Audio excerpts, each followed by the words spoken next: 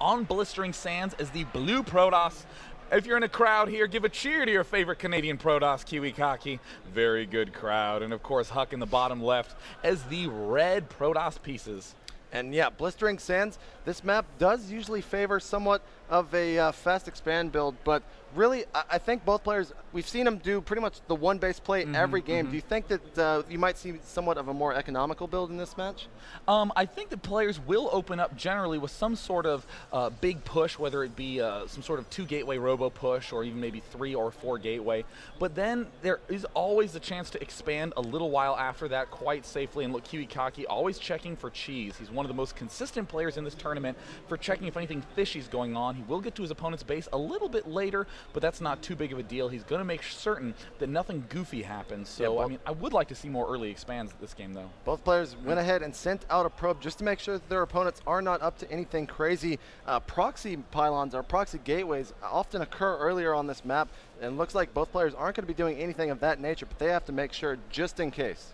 That's right. I mean, on this map, there's especially a lot of places to hide. You can hide it on the left side of your main plateau, behind the natural expansion, down here by the gold, anywhere around this Xel'Naga watchtower. So very good by Kiwikaki to spot all those places. Kiwikaki throwing down another very late gateway. Nothing wrong with that. He's focusing more on probes early on. HuK getting a little bit earlier of a gateway himself, and as usual, chrono boosting his probes as much as he can. Looks like gas going down for both players, so we're not going to see any crazy cheese with a 3-gate zone. Actually, Kiwikaki getting stuck there with his probe. Clicking on the minerals allows them, and there's the gas still.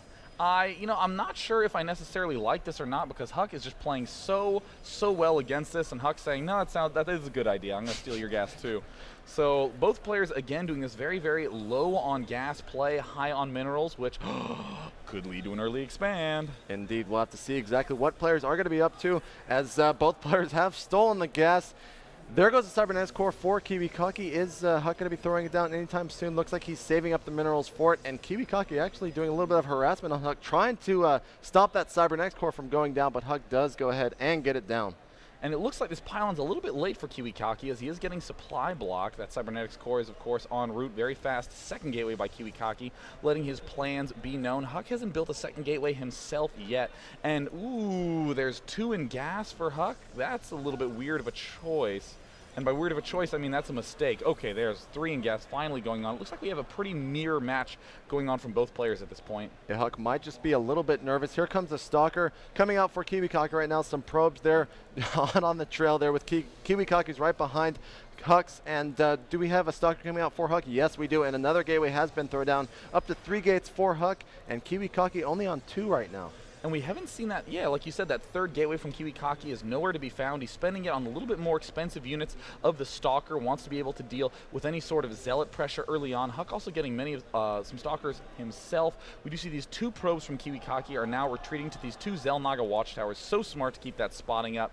And both players are also chrono boosting their warp gates. Nothing too out of the ordinary right now, but already because those warp gates make units so quickly, you need to be very careful to defend your ramp. Yeah, Kiwikaki actually chrono boosting his probes instead of that research of the warp gate. So he's trying to get more probes than his opponent, obviously. And HuK is actually going to be chrono boosting the warp gate still. So let's go into the income tab. Looks like Kiwikaki a little bit ahead right now in the harvester count. Doesn't make too much, but it's all the subtle things here in StarCraft. Yeah, and you know what I love a lot about this game already is the difference between the 2 players. Expenditure of money, more Zealots and Sentries coming out for HuK, and more Stalkers coming out for Kiwikaki. I mean, if your control is as good as Kiwikaki's, that's what you should be doing. I mean, he has absolute pristine control with those Stalkers, and they are extremely fast units. Look, already moving away from the gas as he's killing it off. And there's 2 more gateways from Kiwikaki.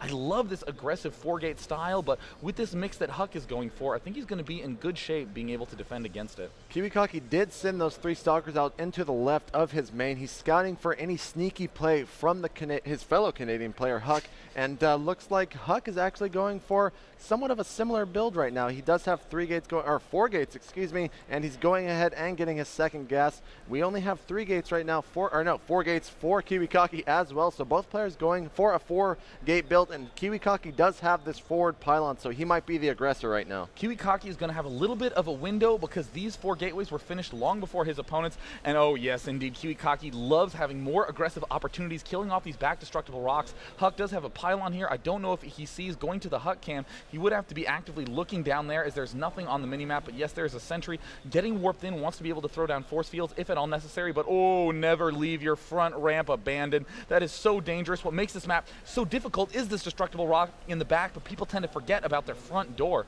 Yeah, this is one of those maps where if the aggressor is taking down those destructible rocks, he can easily pop back over into that natural expansion, go up that ramp, and then just pop back right into your main. So you definitely have to be careful. HuK keeping his stalkers in the front to get the attack before the units can actually go up the ramp, because remember, in StarCraft 2, high ground does have the advantage. Yeah, and I do want to note that neither player is making probes at this point. Kiwikaki now moving up, able to snipe down one of those stalkers, and oh, getting trapped. Oh, this is going to be a stalker massacre. HuK morphing in more units. This is a terrible position for Kiwikaki to be in, and another force field gets thrown down. Kiwikaki's food has plummeted with that play, and that is why it is dangerous to get stalkers in tight places. Indeed, Kiwikaki was a little bit flustered right there. He went ahead and actually attacking one of his stalkers with all of his own. Didn't actually kill it, but definitely showing the fact that that was not a nice force field to be on the opposite end of. And HuK is actually going for a nice counterattack here. Is he going to start taking out these rocks of his opponent? Yes, he is. And it looks like the gas has not yet been retaken by Kiwikaki.